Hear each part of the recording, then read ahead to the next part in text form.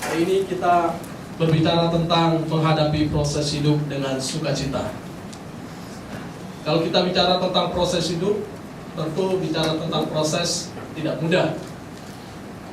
Dan memang kebanyakan kita kalau boleh kita tidak ada di sana. Tetapi bagaimanapun semua orang, bahkan semua hal, segala sesuatu yang ada dalam dunia ini menghadapi yang namanya proses. Kita perhatikan bagian firman Tuhan dari Roma 8 ayat 28. Di sana dikatakan, kita tahu sekarang bahwa Allah turut bekerja dalam segala sesuatu untuk mendatangkan kebaikan bagi mereka yang mengasihi Dia. Jadi menghadapi proses dengan sukacita dimulai dengan kita tahu sekarang. Kita tahu sekarang itu bicara tentang bisa lampau, bisa sekarang atau ke depan. Artinya kita tahu. Konsep kita tahu berarti kita mengerti, bahkan kita paham bahwa sekarang ini, masa lampau, masa sekarang, bahkan masa depan ada dalam tangan Tuhan. Jadi kita tahu. Pertanyaannya adalah, apakah kita tahu bahwa Allah turut bekerja? Kita tahu nggak? Nah, kalau kita tidak tahu, maka kita pasti dalam suatu kegelapan, bahkan dalam satu kabut, di mana kita meraba-raba bahwa tahu nggak bahwa kita ada dalam situasi tertentu, dalam keadaan tertentu, tahu nggak? Nah, ini penting sekali. Fondasi iman Kristen membawa kita untuk supaya kita tahu bahwa sejarah dunia ini dimulai daripada Tuhan dan akan diakhiri oleh tangan Tuhan. Sehingga kalau kita tahu tentang semuanya itu, bahwa kita tahu sekarang, fondasinya adalah kita tahu ya. Jadi iman Kristen bukan dijalani dengan tidak ada pemahaman, tidak ketahuan, tidak mengetahui sesuatu. Jadi iman Kristen fondasinya adalah kita tahu bahwa Allah turut bekerja dalam segala sesuatu. Kalau Tuhan turut bekerja, berarti tidak ada satupun yang terjadi dalam kehidupan kita ya, lolos atau luput atau tanpa kontrol Tuhan, bahkan tanpa keputusan-keputusan Tuhan di dalamnya. Jadi kita tahu bahwa segala sesuatu dalam sejarah, bahkan segala sesuatu dalam kehidupan kita yang terjadi dalam kehidupan kita ada dalam kontrol Tuhan, ada dalam tangan Tuhan.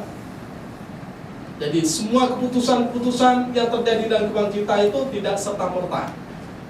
Jadi ada Tuhan yang mengontrolnya, bahkan yang mengerjakannya. Dan kemudian dikatakan, kita tahu sekarang bahwa Allah turut bekerja, berarti tangan Tuhan ada di sana. Bahkan tangan Tuhan sedang mengerjakan segala sesuatu. Saya sebut bahwa step by step ya. Dari step pertama, mulai kita lahir sampai detik ini, semua step yang kita alami dalam kehidupan kita itu dalam kontrol Tuhan. Jadi Tuhan turut bekerja, sehingga semua hal terpakai olehnya untuk mendatangkan kebaikan bagi kita. Tujuannya jelas bahwa ya kita tahu semua hal yang terjadi terpakai untuk tujuan kebaikan siapa? Kebaikan kita. Tetapi untuk kemuliaan siapa? Kemuliaan nama Tuhan. Sehingga pada satu titik kita akan bersyukur, kita akan berkata terima kasih Tuhan atas segala keindahan, kebaikan Tuhan, segala sesuatu yang Tuhan kerjakan dalam pekerjaan tangannya itu hasilnya ya pasti yang terbaik bagi kehidupan kita. Ya kadang kita nggak ngerti kenapa Tuhan izinkan situasi demi situasi kita alami. Tetapi kembali lagi kita harus tahu loh bahwa Tuhan turut bekerja, bahwa endingnya tujuannya besar, yaitu kebaikan bagi kita, bagi orang lain, untuk hormat kemuliaan nama Tuhan. Disinilah kita memahami bahwa ada suatu proses yang terjadi, yang Tuhan izinkan untuk kita alami dalam kehidupan kita, yang itu pasti yang terbaik. Tuhan berkata di dalam Yeremia 29 ayat 11, aku mengetahui rancangan-rancangan yang ada padaku mengenai kamu, bukan rancangan kecelakaan kan, tetapi rancangan untuk memberikan kepada kita hari depan yang penuh dengan harapan. Memang prosesnya tidak mudah. Ini satu gambar yang menarik. Dikatakan bahwa ada jenis kupu-kupu yang terbaik di dunia. Ini salah satu jenis kupu-kupu yang terbaik, namanya Malabar Banded Peacock ya. Jadi saya perhatikan memang corak-coraknya, gradasi dari warnanya itu luar biasa. Tetapi untuk mencapai dalam proses ini, untuk mencapai dalam titik ini, sehingga warna corak daripada sayap dan lain sebagainya, itu membutuhkan proses yang tidak mudah. Nah, nanti kita masuk dalam titik ini ya. Tapi sebelum saya masuk dalam hal itu, kalau kita lihat orang sukses ya, kita selalu berkata bagaimana sih dia bisa sukses. Jadi pertanyaan kita selalu, gimana trik-triknya atau tips-tipsnya sehingga orang itu bisa sukses. Padahal pertanyaan yang menarik sebetulnya, jangan tanyakan bagaimana bisa menjadi sukses. Pertanyaannya adalah bagaimana bisa melewati segala proses-proses itu sehingga dia bisa menjadi orang sukses. Nah, kalau kita lihat di YouTube, begitu banyak orang kelihatannya sukses, tapi kemarin ada seorang yang kemudian ditangkap karena ternyata dia salah satu jaringan internasional narkoba kan. Dan kemudian banyak orang kemudian mau menonjolkan bahwa ya saya ini orang sukses, sehingga menampilkan dengan pakaian, dengan sesuatu yang branded. Tapi akhirnya kan terbuka bahwa sebetulnya orang sukses itu nggak perlu pamer diri. Kita lihatlah orang-orang yang hebat-hebat itu ternyata justru tidak memamerkan diri kan. Pada titik kesuksesan mereka nggak memamerkan diri. Sehingga kalau orang menonjolkan diri, memamerkan diri menurut saya berarti menunjukkan bahwa dia baru menjadi orang kaya atau baru menjadi orang sukses. Tapi menarik bahwa kalau kita lihat orang sukses ya kita kagum melihat mereka. Bagaimana sih sebetulnya mereka bisa sampai di sana? Tapi pasti bahwa orang melewati yang namanya proses-proses dalam kehidupan mereka sehingga orang itu bisa menjadi sukses. Sehingga semua butuh proses, kamu tidak langsung terbangun atau seperti kupu-kupu nggak langsung tiba-tiba terbang, tiba-tiba menjadi kupu-kupu yang menarik, yang bagus.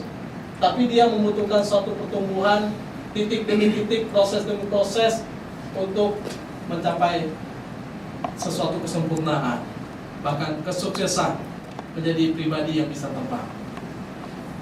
Kita gambarkan seperti ini. Metamorfosis kita udah tahu ya dalam ilmu yang kita pelajari. Tapi saya gambarkan bahwa ya kita dalam hidup kita ya kita harus mengalami yang namanya metamorfosis dalam kehidupan kita. Apa yang saya sebut metamorfosis? Jadi nggak kucuk-kucuk kita tiba-tiba menjadi kupu-kupu. Bisa terbang, warna coraknya bagus, ada degradasi warna yang luar biasa. Tidak tiba-tiba seperti ini. Ternyata mulai dari hal yang kecil, namanya telur, kemudian ulat, larva, lalu kepompong, lalu imago. Jadi semua ini proses ini, kadang-kadang kalau orang nggak sabar, mereka ingin segera langsung ke sini. Kadang-kadang kan kita lihat kupu-kupu belum selesai, kita ingin copot supaya dia cepat terbang, malah nggak jadi. Pernah kan kita dulu waktu kecil, wah kenapa ini susah sekali keluar, kita pengen mengeluarkan kan, malah kita keluarkan, ya dia belum sempurna, lalu dia mati. Jadi butuh proses yang lama sehingga menghasilkan yang namanya kupu-kupu. Ya prosesnya seperti ini. Ya mungkin ini menjijikkan karena ini ulat, tapi nanti kemudian menarik sekali sehingga menjadi kupu-kupu yang sangat indah. Dapat dikatakan bahwa sukses dimulai dari setiap tantangan. Ya tantangan demi tantangan dalam kehidupan kita bukan dimulai dari zona yang nyaman dan zona yang mudah. Bahkan pertumbuhan rohani itu dimulai dari tantangan demi tantangan yang kita alami. Nggak kucuk-kucuk tiba-tiba kita menjadi orang yang luar biasa rohaninya, luar biasa menjadi seorang yang taat, menjadi seorang yang alim, bahkan menjadi seorang yang tiba-tiba terpakai dalam suatu pekerjaan Tuhan. Semua proses-proses ini tentu kita alami dalam kehidupan kita. Jadi kalau kita lihat orang-orang yang dipakai oleh Tuhan, mereka mengalami yang namanya proses. Alam aja mengisahkan bahwa semua membutuhkan proses. Nah, ini gambaran pada kehidupan kita bahwa kalau kita mau menjadi seorang yang dipakai oleh Tuhan, bahkan kalau kita mau menjadi seorang yang diberkati dalam kehidupan kita, itu nggak tiba-tiba turun dari langit, tiba-tiba kita menjadi seorang pangeran, tiba-tiba kita naik tahta, atau tiba-tiba menjadi presiden ya. Enggak, butuh proses. Kadang kita di PHP, kadang kita di prank katanya istilahnya ya. Ya kadang-kadang sudah dipindah ternyata nggak jadi kan. Ya sama seperti politik sekarang ini kan. Ya kemarin ada salah satu partai kecewa sekali kan. Udah naik panggung, udah kampanye gini berharap menjadi seorang yang menjadi wakil, ternyata tidak. Ya itu semua proses-proses yang kita alami, kita nggak bisa berkata proses itu selalu mudah. Proses itu kita dikecewakan. Ya kalau orang pacaran itu, ya kita mulai tertarik, lalu jalan sebentar, tiba-tiba putus. Bisa nyambung lagi, bisa nggak nyambung lagi, ya kan? Dalam hubungan suami istri juga nggak semua mulus. Ya setelah bulan madu, ingat, setelah madunya hilang, ya tinggal apa? Tawonnya kan?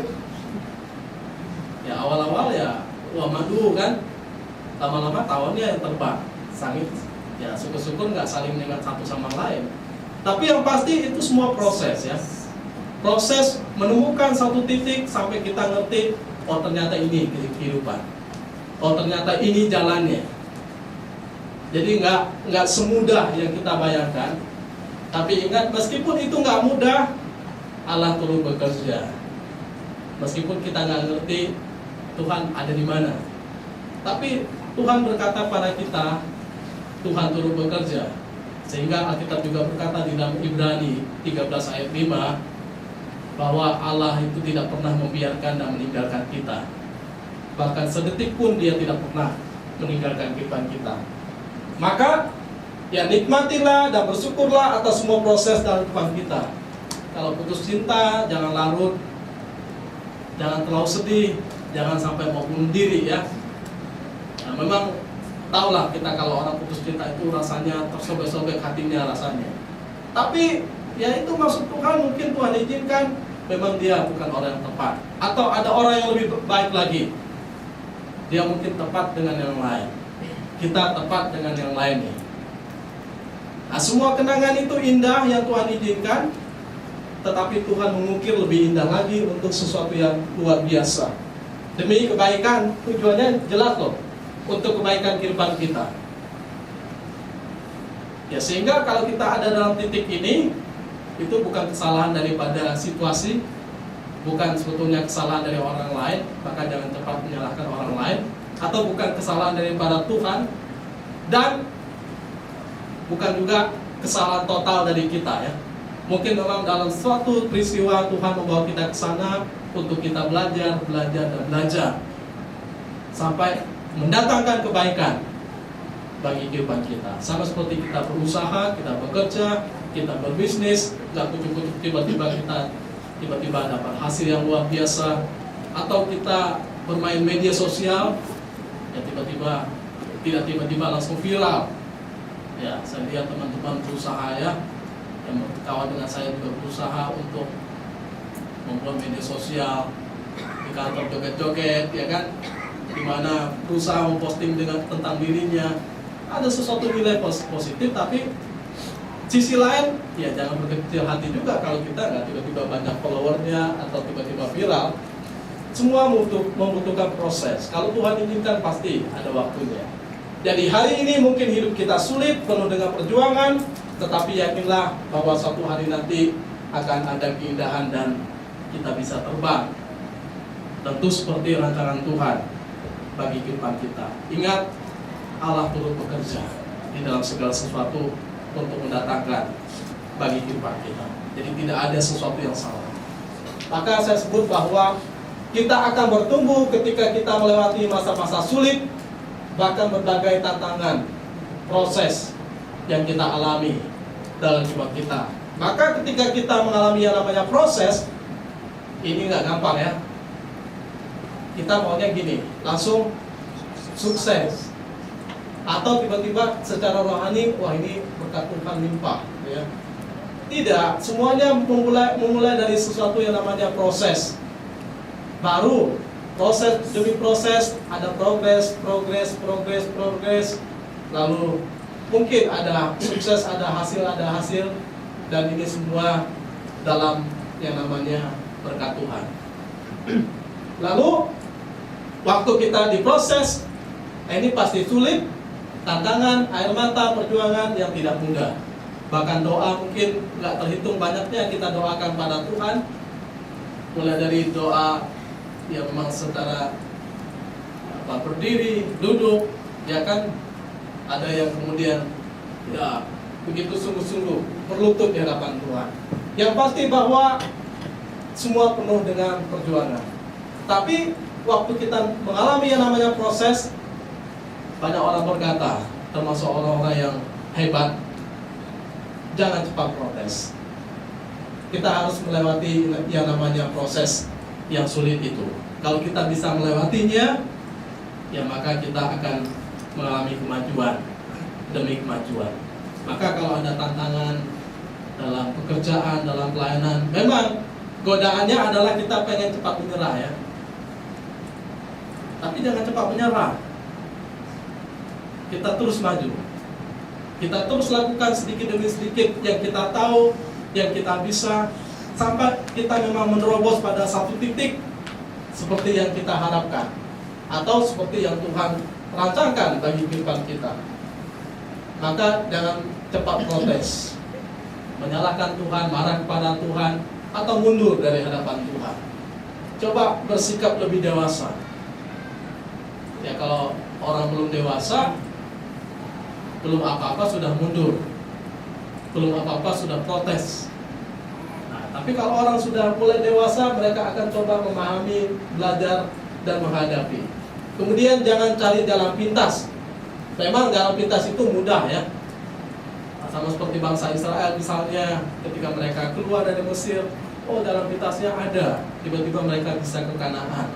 Tetapi ternyata Tuhan memang sengaja membuat mereka berputar supaya mereka belajar menyerahkan hidup dalam tangan Tuhan dan percaya segala kebaikan Tuhan dalam hidup mereka.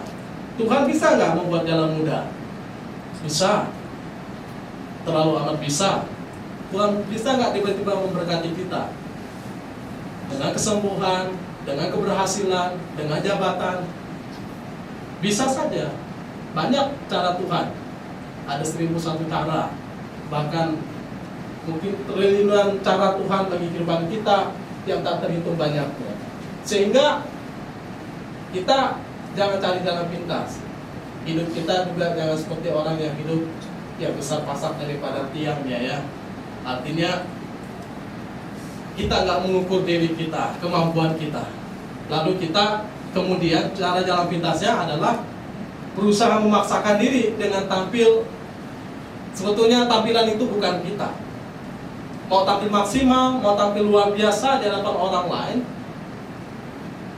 Ya meskipun saya setuju dengan yang namanya personal branding, artinya kita membrandingkan diri kita, membuat suatu brand pada diri kita dengan tampilan-tampilan kita. Saya setuju bahwa kita memang harus tampil dengan baik, elegan, terlihat menarik di hadapan orang.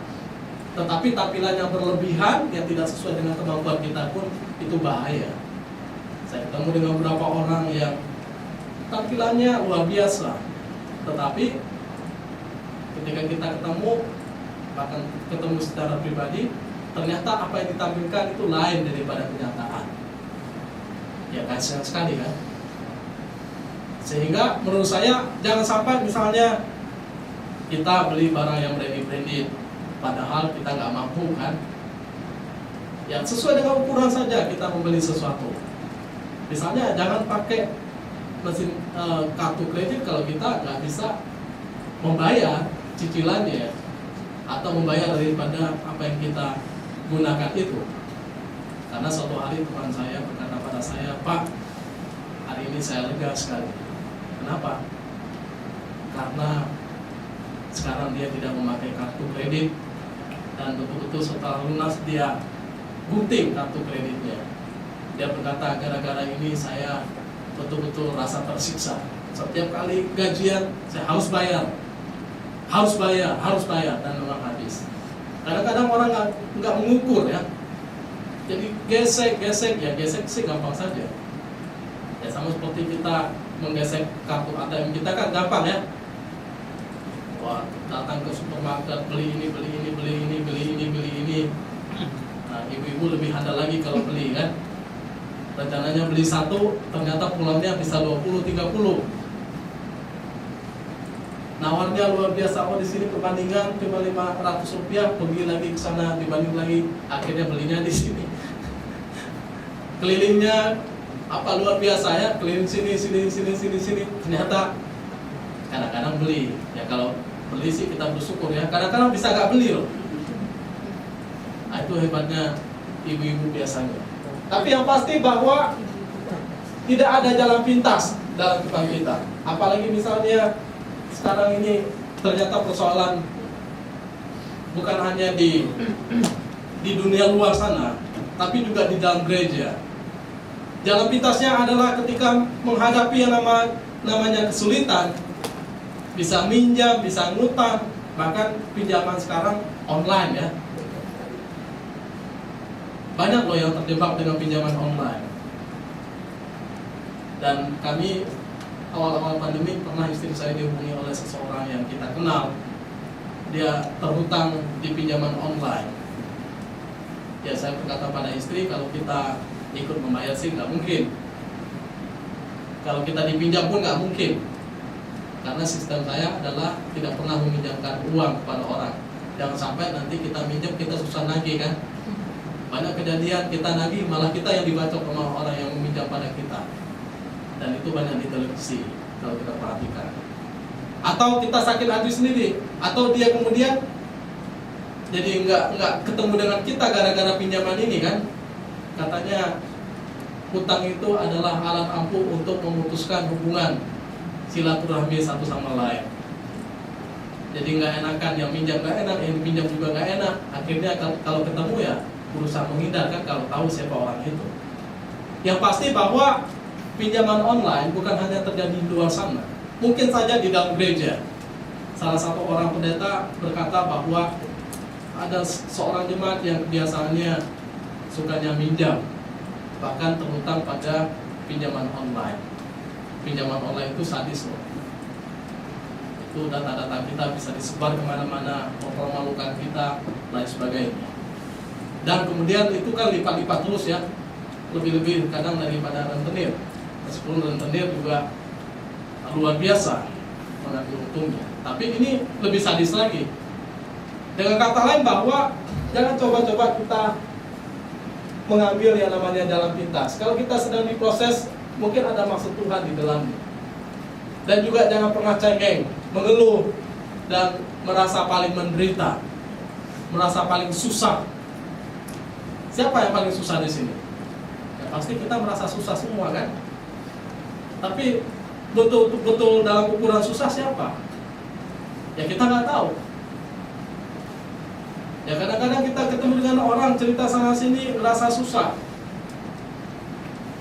Ya kami ketemu dengan orang-orang yang luar biasa merasa susah, tapi tampilannya luar biasa. Dan ceritanya susah. Padahal sebetulnya ya kalau mau dibilang susah, semua orang yang namanya menghadapi proses pasti ada suatu pergumulan tantangan. Pasti menghadapi semuanya itu. Tetapi jangan paling merasa susah atau cengeng dengan diri kita sendiri. Ya kita berani menghadapi. Ya kadang-kadang saya belajar bagaimana menghadapi, meskipun kita belajar seorang diri, meskipun kita belajar menghadapi dengan bersandar pada Tuhan. Kadang-kadang keinginan kita ini gatal ya, ingin cerita sana sini, ingin cepat solusinya. Ya kalau udah cerita sana sini rasanya kok bisa lebih lega. Ternyata enggak juga. bahwa kita memang harus menghadapi tantangan demi tantangan dalam kehidupan kita. Dan memang juga jangan pernah menyalahkan keadaan, jangan pernah menyalahkan orang lain, jangan juga cepat menurut saya terlalu menyalahkan diri sendiri. Tentu kita ada perenungan, refleksi terhadap diri kita, tetapi di sisi lain kita harus memandang bahwa sebetulnya apa maksud Tuhan ketika Tuhan bawa saya ke sini dalam titik ini. Saya senang dengan apa yang dikatakan oleh Yusuf ketika dia menghadapi pergumulan demi pergumulan dalam hidupnya, tapi kemudian dia menjadi seorang yang nomor 2 di Mesir. Lalu saudara-saudaranya datang, kemudian papanya meninggal, lalu saudara-saudaranya takut karena jangan-jangan nanti Yusuf akan balas dendam terhadap mereka. Tapi Yusuf berkata, memang kamu merancang-rancangan melakukan hal-hal yang tidak benar. Artinya mereka-reka hal-hal yang tidak benar terhadap Yusuf. Tetapi Yusuf melihat bahwa dalam situasi itu Tuhan merancang-rancangkan suatu kebaikan. Kadang-kadang memang kalau kita menghadapi yang namanya kesulitan, apalagi dalam situasi yang terpuruk, kita ingin jengkel pada orang yang bertindak jahat terhadap kita, ya kan? Gara-gara dia saya ada dalam titik ini, gara-gara dia saya mengalami situasi ini. Memang kita ingin jengkel, kita ingin marah terhadap orang itu. Tetapi mari kita membuka lagi hati pikiran kita, melihat bahwa situasi itu memang Tuhan izinkan untuk membawa kita keluar. Yusuf memang orang yang luar biasa menurut saya. Di rumah dia sangat disayang oleh bapaknya. Di rumah Potifar bukan cuma disayang sama Potifar, karena dia dikatakan menjadi pemimpin daripada budak-budak kan, tapi juga disukai sama istrinya.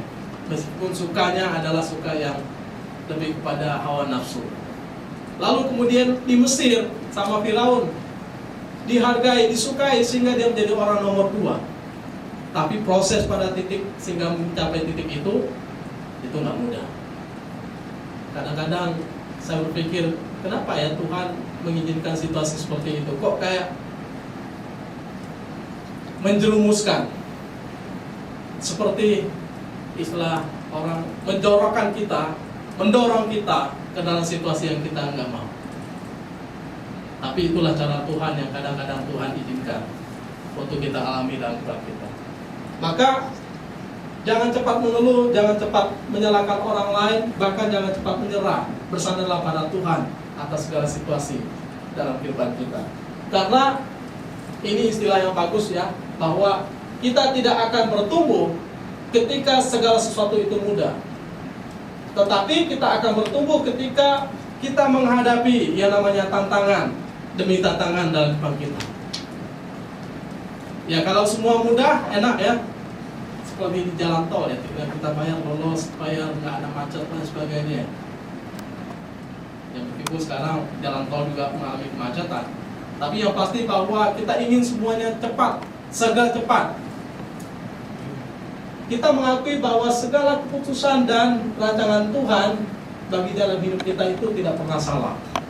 Jadi waktu kita bicara tentang kita bisa menghadapi proses hidup dengan sukacita, kenapa kita bisa bersukacita? Ya karena kita tahu bahwa semua keputusan Tuhan, rancangan Tuhan bagi kehidupan kita itu nggak pernah salah. Ya kita bisa bersyukur pada Tuhan. Karena apa? Karena semua situasi itu ada dalam pegangan tangan Tuhan. Jadi bersyukur adalah sikap penghargaan kita kepada Tuhan atas setiap keputusannya bagi kehidupan kita. Bersyukur itu kuncinya. Kalau kita mau bersukacita di dalam semua proses. Kita nggak ngerti maksud Tuhan yang penuh, tapi kita tahu Tuhan itu nggak pernah salah di dalam tindakannya bagi kehidupan kita. Dan kita bisa lihat dari pengalaman-pengalaman orang-orang yang dipakai oleh Tuhan pada zamannya. Yusuf, dia menunggu waktu sampai menjadi seorang yang nomor 2 sampai 13 tahun. Abraham menunggu jadi Tuhan, menerima anak. Siapa namanya anaknya? Ishak. Tapi yang lahir pertama siapa? Ismail. Kadang-kadang dalam menunggu ada godaan-godaan ya. Ya istrinya nggak sabaran, ambil aja hambamu ini namanya Hagar. Lalu ternyata waktu Tuhan itu memang sepertinya lama, tapi tergenapi. 25 tahun dia harus menunggu, tergenapi. Kemudian Musa harus menunggu. Dikatakan dia harus berada di di Mesir 40 tahun, kemudian di padang gurun 40 tahun juga. Lalu dia membawa mereka keluar daripada perbudakan Mesir. Ini janji Tuhan, panggilan Tuhan. Kemudian Yesus pun dalam takaran Allah, ya, dia adalah Allah, mengalami yang namanya proses. Meskipun semuanya ini dalam satu tindakan pelayanan, tetapi 30 tahun lamanya dia mengalami proses sama seperti kita. Dengan kata lain bahwa ya kadang-kadang Tuhan membuat kita menunggu sehingga sampai dikatakan seperti company kita itu menjadi baik. Menunggu itu nggak mudah. Tetapi yakinlah dalam menunggu itu kita akan belajar banyak hal tentang perbuatan Tuhan bagi kehidupan kita. Kadang-kadang saya pikir bahwa menunggu waktu untuk suatu perkembangan pelayanan, kemajuan itu titik yang membuat kita nggak sabar, ya. Tetapi menunggu adalah suatu proses di mana Tuhan sebetulnya ingin berbicara secara pribadi kepada kita. Betul nggak kita meminta pertolongan Tuhan, meminta tuntunan Tuhan, atau kita memang berjalan dengan kekuatan diri kita sendiri? Maka kita harus bersyukur untuk semua hal yang Tuhan kerjakan bagi kehidupan kita. Sehingga bagian berikutnya adalah waktu kita menghadapi yang namanya proses. Dalam proses-proses itu kita akan lebih kreatif. Contoh sederhana adalah sebelum pandemi, orang belum mengenal yang namanya sosial media, kemudian ibadah online dengan luar biasa, kan? Tapi setelah pandemi, orang mulai berpikir bagaimana bisa menjalankan ibadah dengan cara online. Bagaimana tetap melayani meskipun kondisinya online. Dan kita salah satunya memulai pada saat pandemi berlangsung. Jadi kira-kira bulan Maret, bulan Juli, ya, kita mulai untuk di tahun 2019. Dan itu masih pakai masker, dan kita masih cari-cari bagaimana caranya kita bisa memulai dengan online. Akhirnya ketemu jalan, akhirnya ketemu tempat ibadah untuk kita onsite. Tapi yang pasti, yang saya ingin katakan bahwa ketika kita mengalami yang namanya proses tantangan dalam kehidupan kita akan lebih kreatif.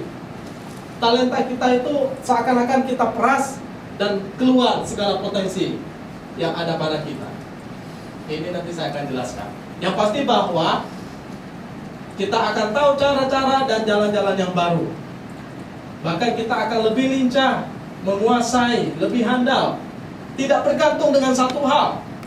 Kita akan menemukan hal-hal yang lain yang kadang membawa kita lebih jauh, lebih banyak mengerti segala sesuatu.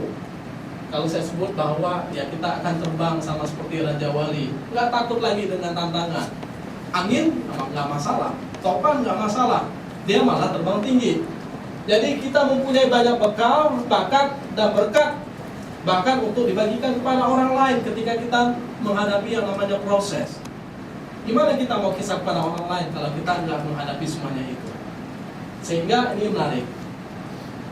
Mereka ini, saya nggak sebut namanya, berdua orang ini mengalami yang namanya keluarga yang tidak bagus, ya. Ya tentu kita prihatin, tetapi saya belajar bahwa justru dalam kondisi-kondisi tantangan yang mereka hadapi, mereka nggak larut tenggelam dalam situasi kehidupan mereka.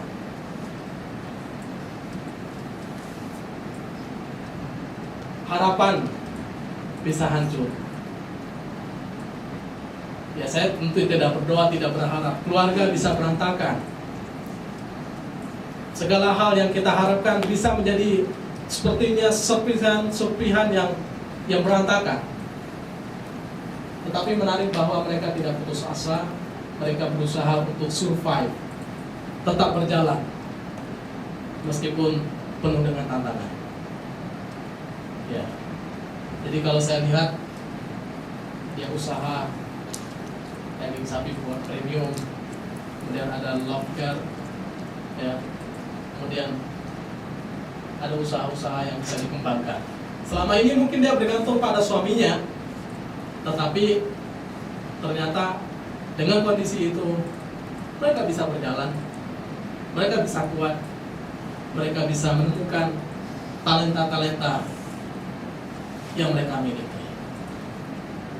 Ya, saya kadang-kadang bahwa berpikir tantangan kadang-kadang bisa membuat kita jatuh, turun, bahkan tidak bisa berbuat apa-apa. Tapi kalau kita memandang lebih jauh lagi, sebetulnya tantangan bisa membuat kita lebih berkarya, multi talenta. Kita akan berkembang dengan potensi-potensi yang kita miliki. Nah, sekarang kita pikirkan, saya terinspirasi. Ini kan jual daging sapi premium kan, saya mau coba terinspirasi menjual daging babi premium. Mungkin nggak kira-kira ya? Kita pisahkan, ini untuk sop, ini untuk ini ya, untuk di sate gitu kan. Wah, nanti kita kasih label harganya dan sebagainya, kontaknya siapa gitu kan. Los Padres, wah. Enggak, ini hanya joke saja bahwa kadang-kadang situasi dalam kehidupan kita bisa membuat kita belajar banyak dan kita diasah dan memang kita dipaksa untuk melakukan sesuatu yang kita bisa. Ya, saya pikir tidak ada suatu hal pun yang bisa menenggelamkan kita kalau kita mau melihat cara-cara Tuhan. Maka dalam situasi seperti itu, dalam proses-proses kita akan belajar bergantung, berserah, memandang kepada Tuhan, bahwa Tuhan tahu jalannya. Ya, Tuhan tahu jalannya yang terbaik bagi kehidupan kita. Artinya bahwa ada segudang cara, bahkan ada 1001 cara yang bisa Tuhan buatkan jalan yang baru bagi kehidupan kita. Jadi proses, ya kalau kita hanya berpikir tentang kemampuan kita bisa lemah, kita bisa berhenti, kita bisa berkata saya nggak sanggup, karena semuanya tertutup. Tapi kalau kita memandang para Tuhan, ya bagi Tuhan nggak ada mustahil. Sehingga memang secara potensi kita gali, kita keluarkan semaksimal dari kemampuan kita. Tetapi lebih daripada itu, Tuhan yang tahu, Tuhan yang menopang. Sama seperti misalnya kesehatan, kita berusaha menjaga kesehatan kita, tapi lebih daripada semuanya itu Tuhan yang tahu yang terbaik. Dalam pelayanan kita tahu bahwa apa yang bisa terbaik, yang bisa kita lakukan, kita coba lakukan. Dan saya coba berbicara dengan teman-teman. Mereka usulkan ini, ada hal-hal yang mereka anggap mereka bisa kontribusi untuk suatu pelayanan. Ya, saya senang sekali. Tapi lebih daripada itu, kepada siapa kita sandar? Ya, kita sandar pada Tuhan. Apalagi dalam hal pelayanan, ya ini milik Tuhan, bukan milik kita kan. Maka waktu kita belajar bersandar pada Tuhan, memandang pada Tuhan, bergantung pada Tuhan, ya di sana kita nggak bisa berkata bahwa ini karena kehebatan saya. Coba kalau bukan saya. Maka kita nggak boleh sekali-sekali pun merasa bahwa itu hasil maksimal seutuhnya, totalitas karena kita. Tapi tetap harus dengan rendah hati kita berkata bahwa ini karena Tuhan. Coba kalau bukan karena Tuhan, nggak mungkin terjadi. Sehingga kita memohon belas kasihan Tuhan bagi kehidupan kita. Saya senang dengan gambar ini. Ini ada orang yang memakai perahu. Sepertinya jalannya sudah berhenti mungkin di sini, tapi Tuhan bisa dengan tangannya membukakan jalan bagi dia. Coba satu orang baca Yeremia 32 ayat 7.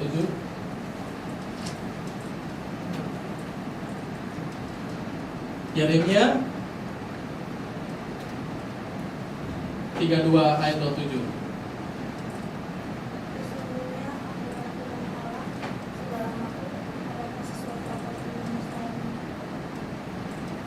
Ya, Tuhan itu adalah Tuhan Allah segala makhluk. Tidak ada satu hal pun yang mustahil bagi Tuhan. Nah, ini menarik, termasuk membukakan satu cara, satu jalan, satu pintu, bahkan sesuatu hal yang di luar ekspektasi pemikiran kita. Dan terakhir penutupnya adalah begini. Saya ingin menutup dengan